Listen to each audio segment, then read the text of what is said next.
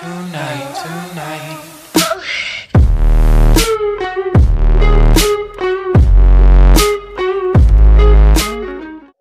Olá galera, tudo bem?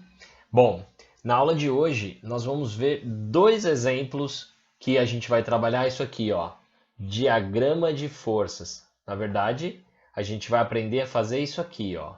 A gente vai aprender como que a gente pode selecionar e a gente pode verificar quais são os tipos de força que atuam numa situação e como que a gente faz para calcular o valor dessas forças. E para isso é importantíssimo que a gente saiba bem sobre os vetores, sobre as forças que atuam no corpo. Tudo bom? Então, fica atento aí, presta bastante atenção e boa aula. Bem, esse exercício é um exercício bem simples que mostra para a gente, primeiro, o que é um diagrama de forças e, segundo, como que eu faço para identificar e calcular o valor de cada uma das forças que estão atuando nessa situação. Vamos ler o exercício. O exercício diz o seguinte: uma caixa com 4 kg de massa é presa ao teto através de uma mola de constante elástica 10 newtons por centímetro e encontra-se deformada em 2,5 cm. Por dentro da mola há um cabo de aço que também sustenta o bloco. Considerando a gravidade terrestre como aproximadamente 10 metros por segundo ao quadrado, ele pede duas coisas. Primeiro, que a gente faça o diagrama de forças que agem sobre a caixa. E, segundo, que a gente determine o módulo de cada uma das forças envolvidas nessa situação. Então, vamos lá. É bem simples. Para a gente resolver esse exercício, a primeira coisa que a gente vai fazer é desenhar, de certa forma, aqui os vetores e entender quais são as forças. Bom, como que eu gosto de fazer? Eu sempre gosto de começar pela força-peso. Porque eu penso assim, bom, se o objeto tem massa, ele tem um peso, quer dizer, a Terra está puxando esse cara para baixo. Então, ok, então nós temos aqui a força-peso. Então, a gente representa isso através do vetor vermelhinho aqui para baixo, orientado para baixo. Então, quer dizer que a Terra está puxando e a gente dá um nome para essa força que é a força-peso. Tá.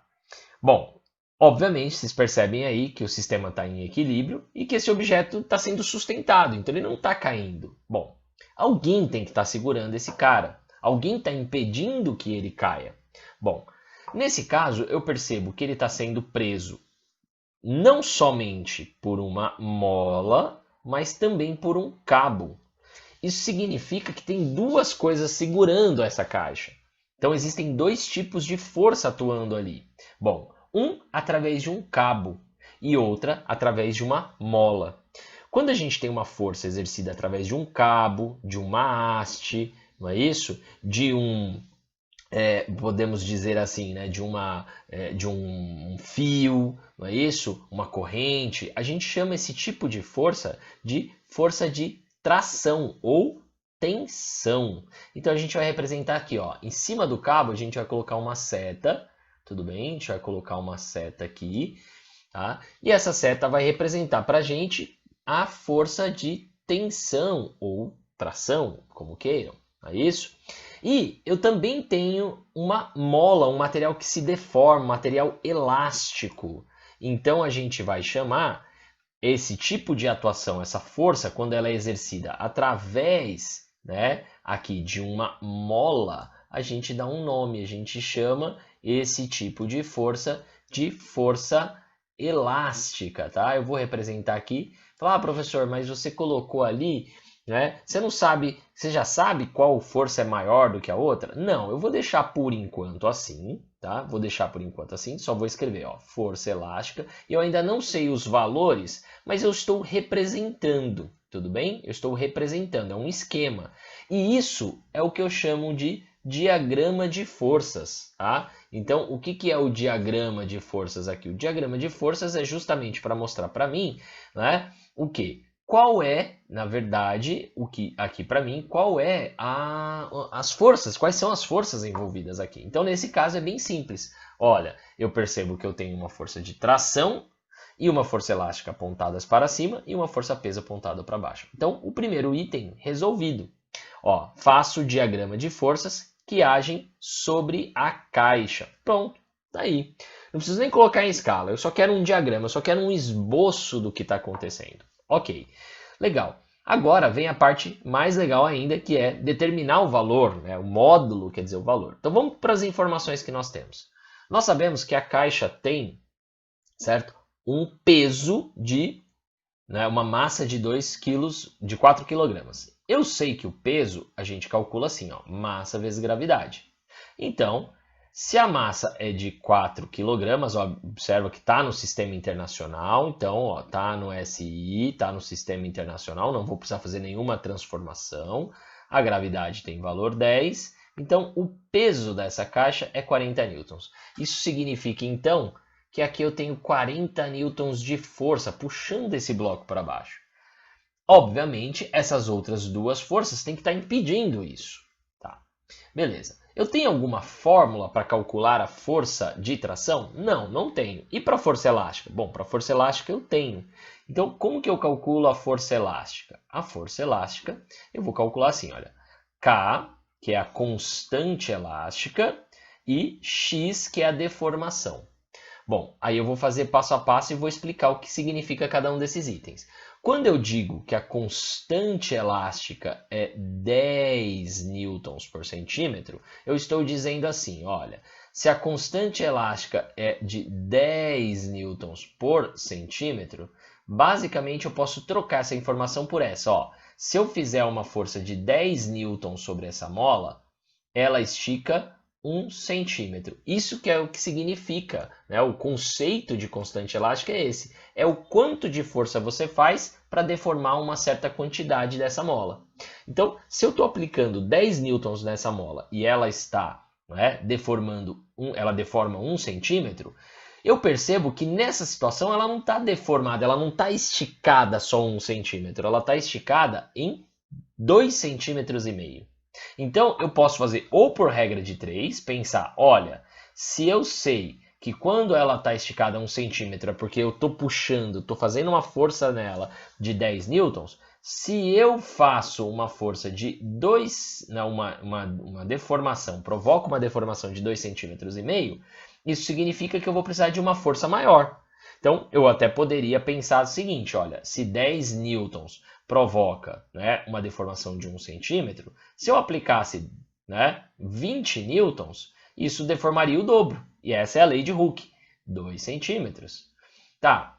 E se eu deformasse aqui, se eu aplicasse 5 newtons, né, por outro modo aqui de pensar, se eu aplicasse 5 newtons, eu não deformaria 1 centímetro, eu deformaria meio centímetro. Isso significa, então, se eu quero deformar 2,5 centímetros, não é isso? 2,5 centímetros, eu vou ter que deformar 2 mais meio centímetro, eu vou ter que fazer uma força de 25 newtons.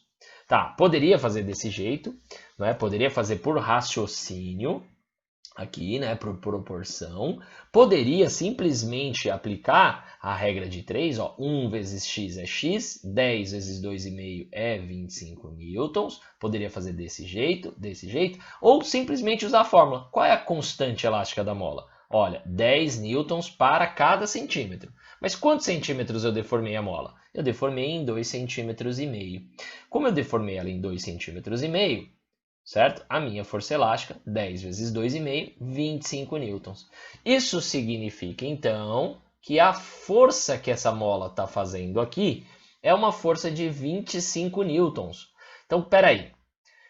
Se o peso está puxando essa caixa com 40 newtons para baixo, e essa mola está sendo exigida dela uma força de 25 newtons, ela está fazendo uma força de 25 newtons, isso não basta para sustentar os 40 newtons, não é?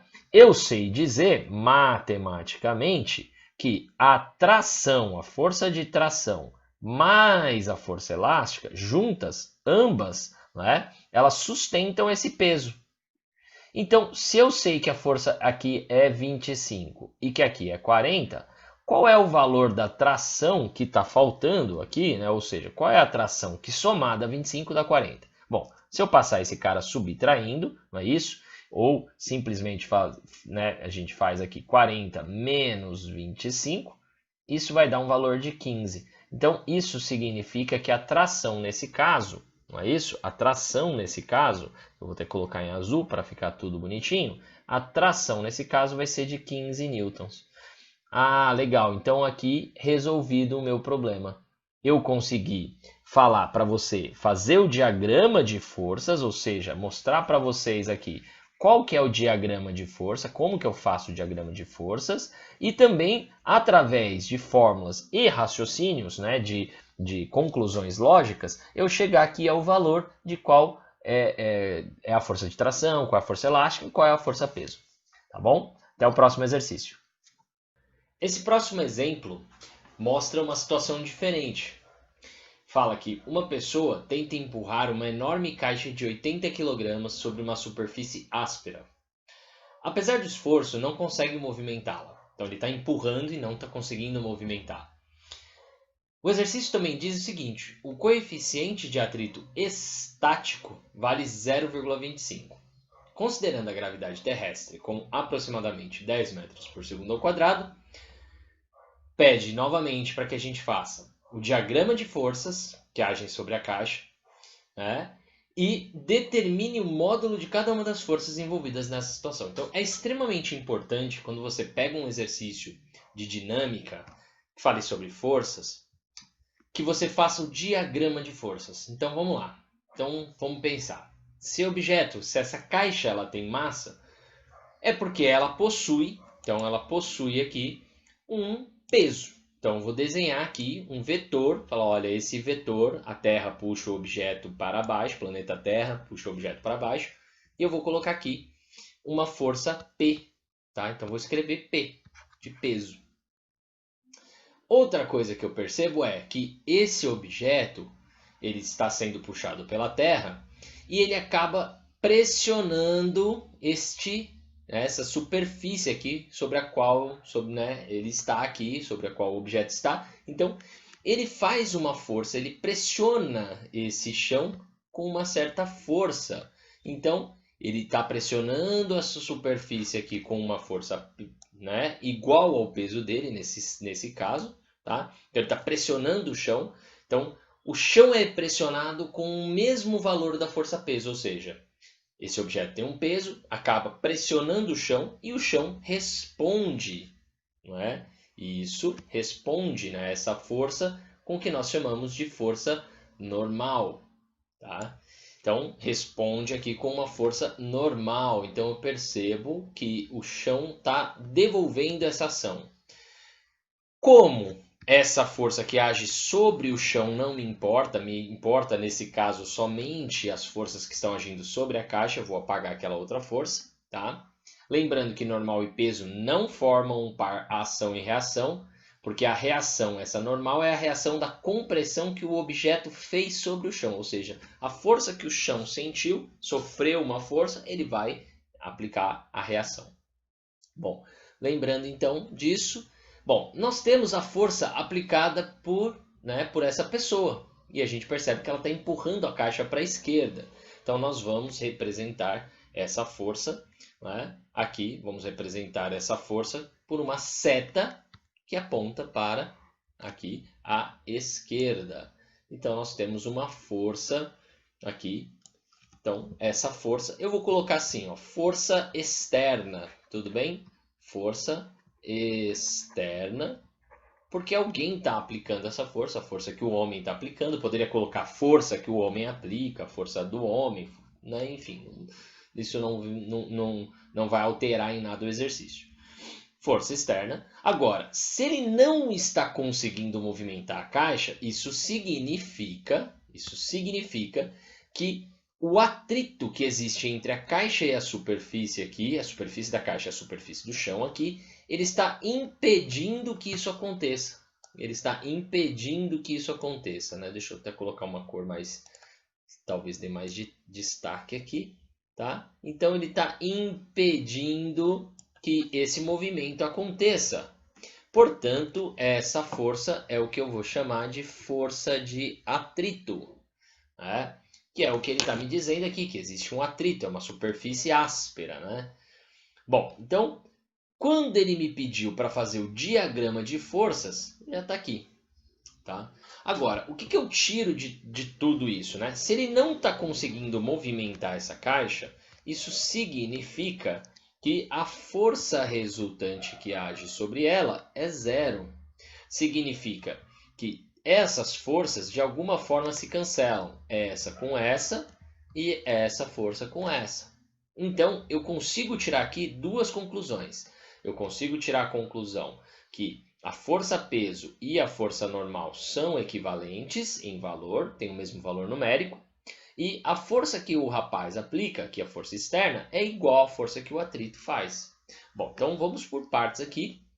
Tá? Então eu tiro duas conclusões. Eu tiro a conclusão que o peso numericamente é igual a normal e que também a força externa numericamente ela é igual à força de atrito.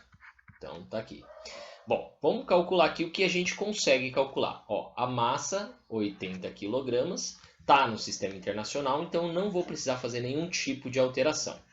Massa vezes gravidade, então 80 kg e gravidade 10. Importante notar que a diferença entre massa e peso, não é isso? Massa é uma quantidade de matéria que eu estou medindo, peso é uma força, então peso de 800 newtons. Então eu consigo dizer que esse peso aqui tem 800 newtons de força.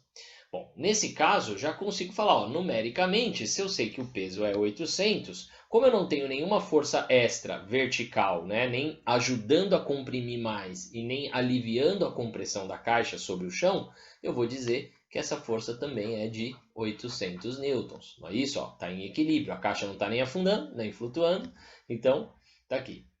Bom, então já sabemos a força normal aqui, que é de 800 newtons. Bom, a gente consegue descobrir a força de atrito? Sim, a gente consegue descobrir a força de atrito, uma vez que eu sei que ela é igual ao coeficiente de atrito multiplicado pela força de compressão, a força normal, tá? Essa força de atrito, ela depende do tipo de superfície. Se eu tiver, né, uma caixa, por exemplo, de madeira, sendo arrastada num assoalho de madeira, vou ter um tipo de atrito. Se ela estiver sendo arrastada por exemplo, através de uma superfície de concreto, eu vou ter um outro tipo. Então depende. E quem vai dizer isso para mim é o coeficiente de atrito. Não é isso? Ó? Ele mostra para mim um número, um fator, que vai dizer assim, olha, quanto mais próximo do zero esse valor tiver, significa que é uma situação que tem menos atrito. Quanto mais próximo do 1 ele tiver, quer dizer que a situação apresenta mais atrito. Tudo bem? Nesse caso, 0,25. E a normal, a força normal nesse caso, é de 800 newtons. Então, 0,25 vezes 800 vai dar aqui, né, 1/4 de 800, vai dar 200 newtons. Então, quer dizer que essa força aqui é de 200 newtons. Se essa força é de 200 newtons e esse cara não está conseguindo, né, ele não está conseguindo superar essa força, significa, obviamente, que a força externa, nesse caso, né, a força externa, a força que o homem está aplicando ali ao conjunto, certo? Também valerá 200 newtons. Então, com isso, eu consegui, né, determinar todo mundo aqui, consegui determinar todas as forças, ou seja, consegui mostrar aqui que a força externa vale também 200 newtons. Nesse caso em específico, é óbvio que cada caso é um caso, 200 newtons. Então, a gente vai ter, dependendo da situação, né, forças diferentes aí. Então, com isso, mais um exemplo que a gente consegue resolver. Fala galera, então vocês acabaram de ver dois exemplos sobre diagramas de forças. Nos próximos vídeos a gente vai ver um pouquinho mais sobre a segunda lei de Newton. Como é que tudo isso se dá quando eu tenho mais corpos, que agora além de repouso, a gente vai ver situações de movimento, tá bom? Até a próxima!